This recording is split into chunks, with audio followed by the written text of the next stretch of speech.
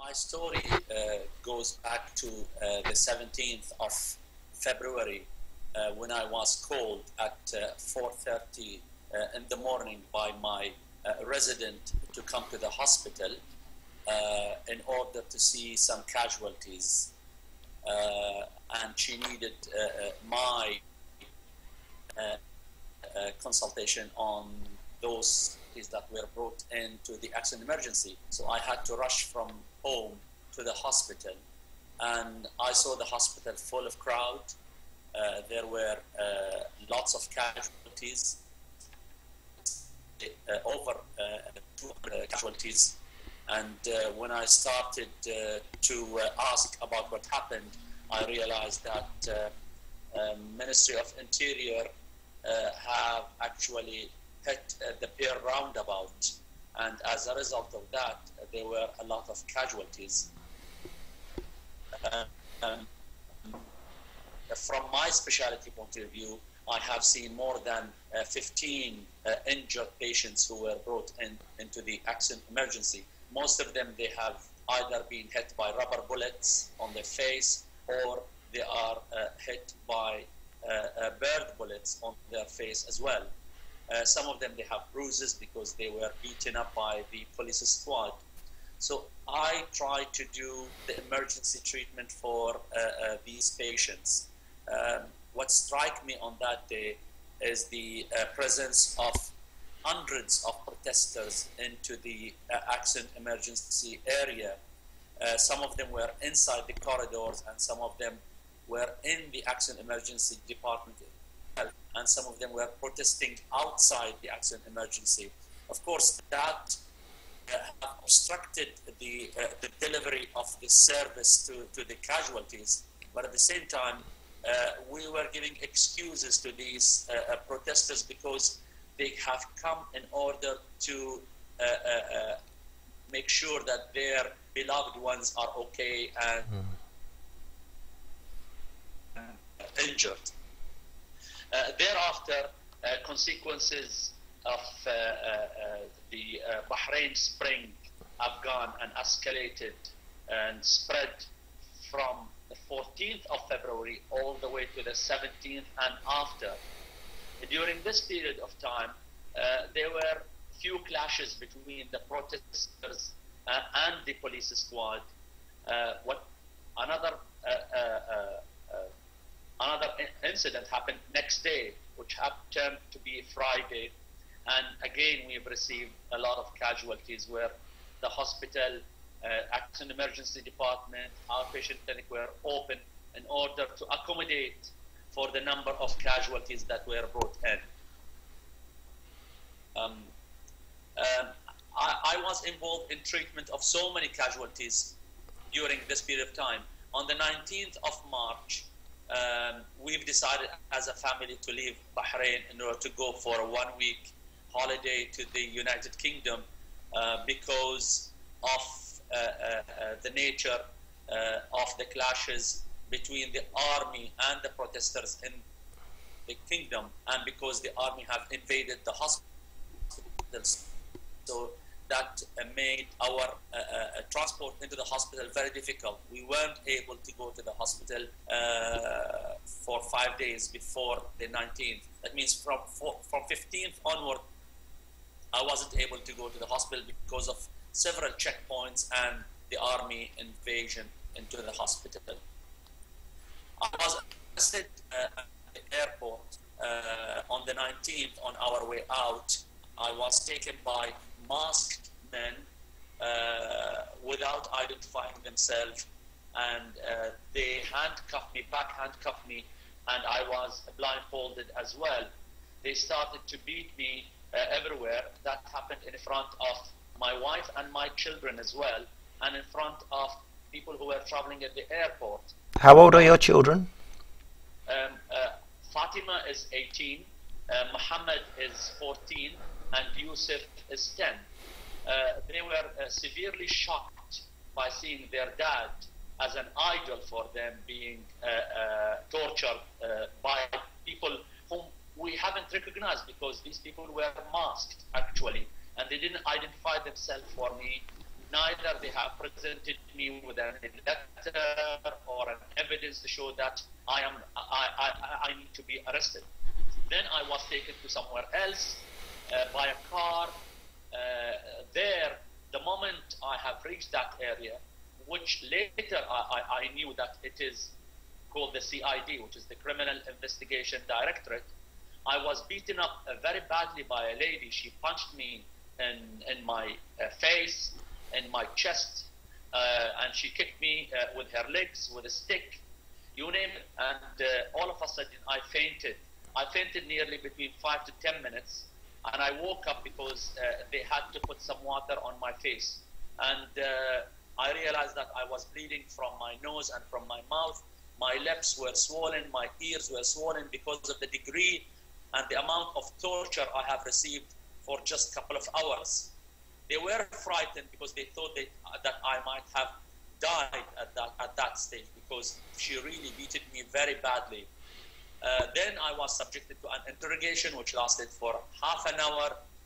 After that half an hour, I was asked to sign a couple of papers which I wasn't able to read because they didn't allow me to do so. I asked to bring my lawyer in order to be with me during the interrogation, but they told me, forget about it. You will not see the lawyer even if you go to your grave.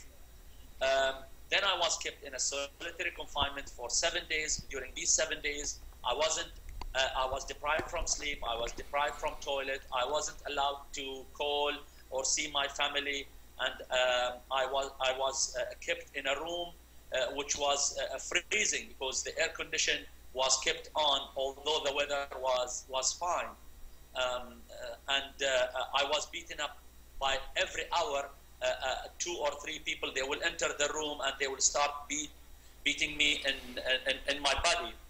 And I was able to hear my brother being tortured as well. You know, the only sense that's left for me is hearing. I was able to hear my brother screaming. Later on, they brought me down with the other people where they were beating us with sticks, with apples, with shoes, with plastic bottles, kicks, you name it, all sorts of torture we were subjected.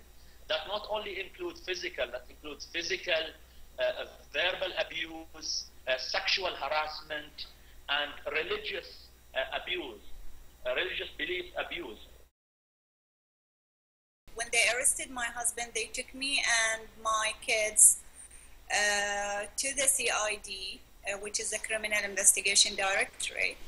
And there they left my 3 kids in a room where there was another detained doctor who was blindfolded and handcuffed. And they took me out of that room. When I asked them, why are you leaving my kids there? They said the policewoman will take care of them. So after that, they took me to my house. And they broke into my house and they took all our belongings, our cars, our money, our cameras, computers, telephones. They took everything from the house, and then they took me back again to the CID. When I asked them about my kids there, they said we took them home, although they know that there was nobody at home. I was very worried about my kids. Later on, they returned me. They said, there's nothing against you. You can go back home. So they took me back home. When I saw my kids there, they were in their uncle's house, who were our neighbor. My kids were telling me that they tortured that doctor in front of them.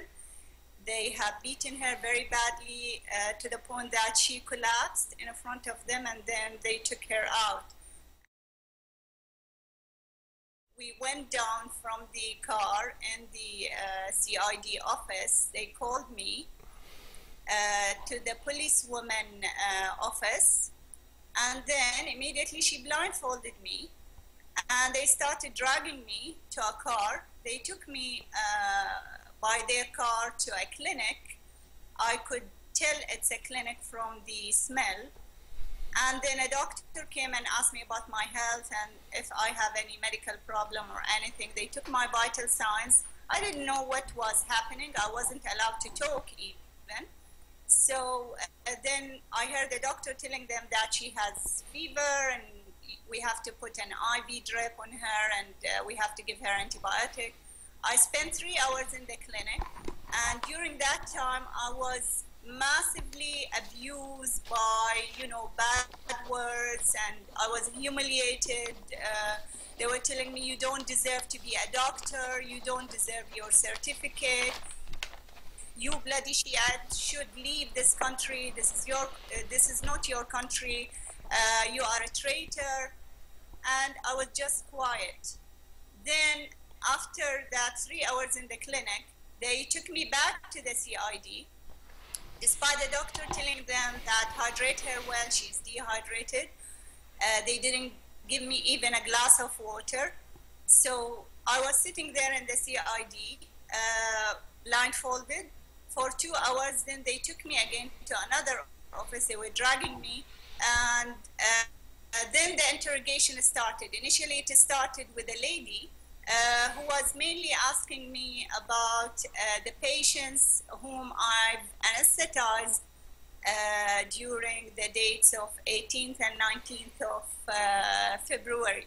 So I was telling her about these cases and how serious these cases were, and the patients were bleeding and there were bullet injuries. And she was screaming at me and saying, no, you are such a liar.